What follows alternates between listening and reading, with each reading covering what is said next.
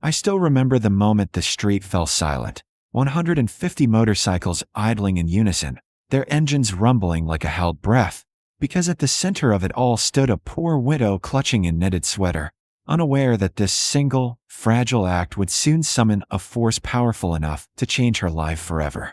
If you believe stories where quiet kindness collides with unexpected loyalty, go ahead and like and subscribe right now. You'll want to stay with this one as it unfolds. The truth is, the story didn't begin with roaring engines or leather jackets or fear in the neighbor's eyes. It began much earlier, on a cold morning when Margaret Hale realized the heat in her rented room had gone out again, and she didn't bother calling the landlord because she already knew what he'd say. So instead she wrapped herself in her late husband's old flannel, sat beside the narrow window overlooking a cracked California street, and picked up her knitting needles, the same dull metal pair she'd used for decades. The same steady rhythm, keeping her hands busy while the rest of her life stood painfully still. Margaret was 67, widowed for 12 years, and largely forgotten by the world. Her husband Tom had died suddenly on a loading dock, steel-toed boots still on his feet, and with him went the small pension they'd counted on, leaving her with a monthly check that barely covered rent for the tiny room above a boarded-up bakery that still smelled faintly of yeast and burned sugar. The building creaked when trucks passed. The radiator hissed like it was tired of trying, and the winter cold crept in through the window frame, no matter how many rags Margaret stuffed into the cracks. She didn't complain much. People who've lost enough learn to ration their words. But she noticed things, quietly, the way invisible people do. And that's how she noticed the little girl across the street long before anyone else did. The child who came every Thursday morning with her mother to the church pantry. Always silent, always clinging, always shivering even when the California sun pretended it was warm. Margaret watched from her window at first, curious but cautious, because curiosity was one of the few luxuries she still allowed herself. And she saw how the girl's jacket sleeves stopped short of her wrists, how the zipper was broken and pinned together with a bent safety pin, how the child tucked her hands up into her armpits, as if trying to fold herself smaller against the cold.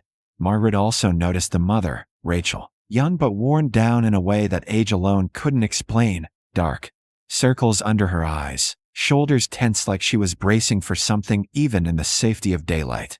On the third Thursday, Margaret gathered the courage to go downstairs with a small paper bag in her hands, her heart thumping harder than it should have for such a simple errand, and she waited until the pantry line thinned before approaching Rachel, offering the bag with an apologetic smile and saying she'd made something that might help, probably too small, probably uneven, because her hands weren't as steady as they used to be. Rachel opened the bag and froze, pulling out a child-sized sweater knitted in soft gray yarn, the stitches imperfect but tight, warm, made with care rather than skill.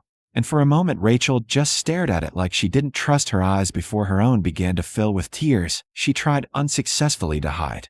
"It's perfect," Rachel whispered, her voice breaking, and she slid the sweater over her daughter's thin arms right there on the sidewalk, watching as the girl's shoulders relaxed for the first time, her shivering easing as if warmth itself had finally found her.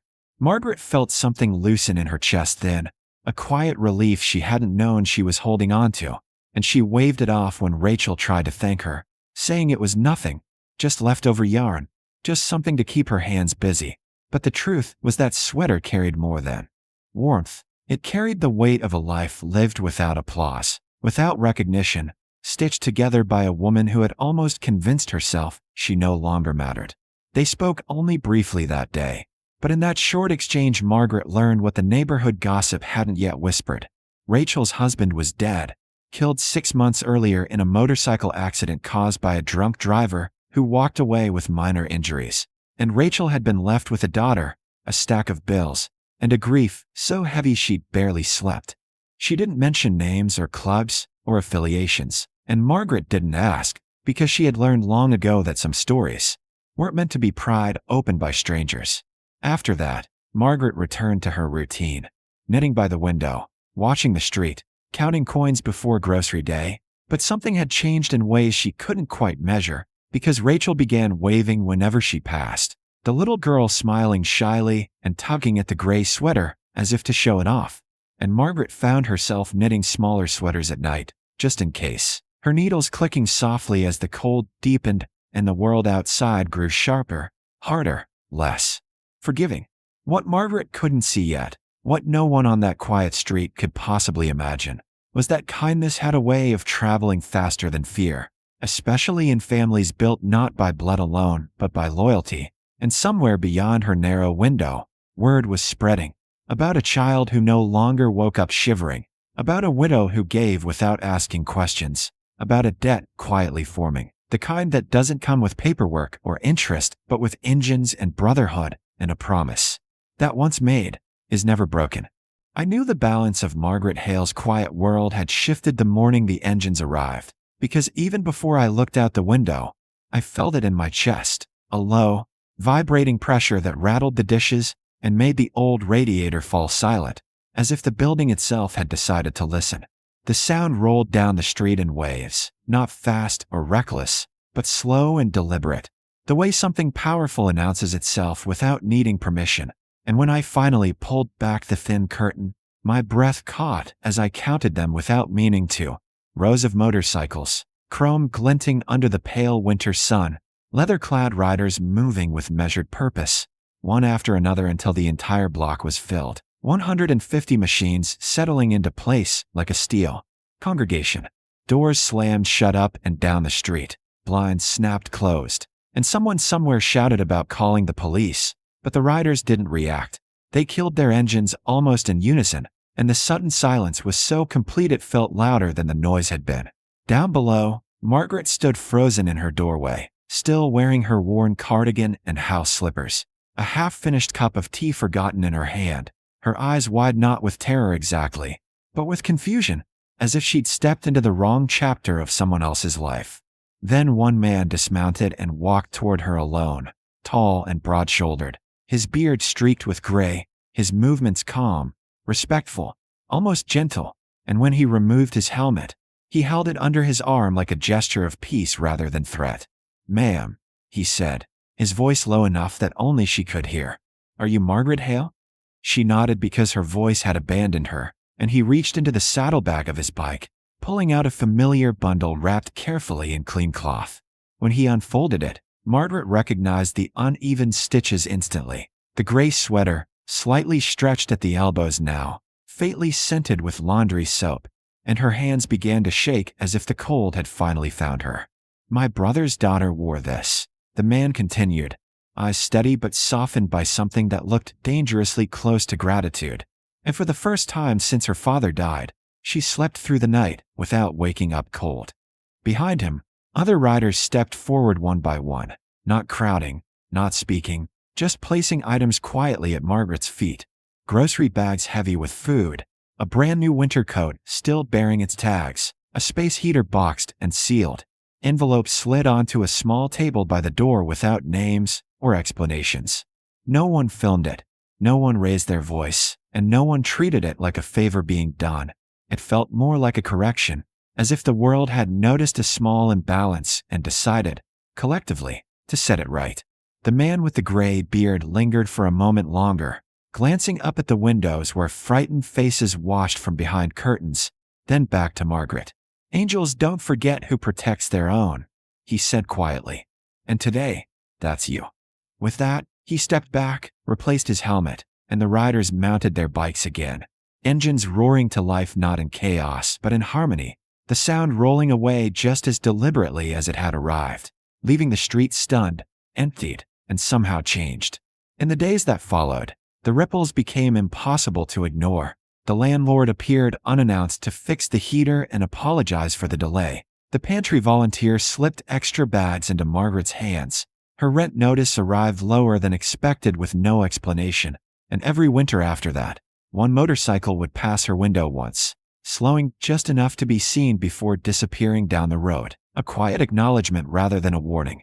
Margaret never spoke publicly about what happened, never tried to explain it or embellish it, because she understood something most people don't. That real power doesn't need an audience, and real gratitude doesn't demand repayment. But when she passed away years later in her sleep, the small church overflowed with leather jackets and bowed heads. A single gray sweater laid gently beside her photograph, Proof that sometimes the smallest warmth offered in the coldest moment can summon an army and change a life forever. I came to understand the full weight of what Margaret Hale did only after she was gone, when the street returned to its ordinary quiet and the window above the old bakery stayed dark for the first winter in years. Her death was simple, almost unremarkable. She passed in her sleep, hands folded as if she'd only paused her knitting for the night. But the space she left behind felt larger than the room she'd lived in, because it wasn't just a woman who disappeared. It was a presence that had quietly held things together. At her small church service, there were no grand speeches or long explanations, just a steady stream of people who didn't usually belong in the same room. Pantry volunteers, neighbors who had barely known her name, and men in leather jackets who removed their helmets and bowed their heads with a kind of reverence that didn't need to be explained. A single gray sweater rested beside her photograph, its stitches still uneven, still perfect, and no one asked why it was there, because everyone seemed to understand that it represented something larger than yarn and needles. It was proof that warmth, once given, doesn't stop where you think it will. Afterward, life went on in small, practical ways. The pantry kept running. The street stayed quiet. The bakery below never reopened. But each winter, when the air turned sharp and unforgiving, I noticed people looking out for one another a little more closely. Jackets offered, doors held, kindness extended without questions asked. Margaret never set out to change the world or earn loyalty from strangers. She only saw a child shivering and decided that doing nothing wasn't an option. And somehow, that choice echoed outward, stitching together lives that would never have met otherwise, reminding all of us who witnessed it that compassion doesn't need to be loud to be powerful, and that sometimes the strongest bonds are formed not through fear or force, but through a single, quiet act of care that refuses to be forgotten.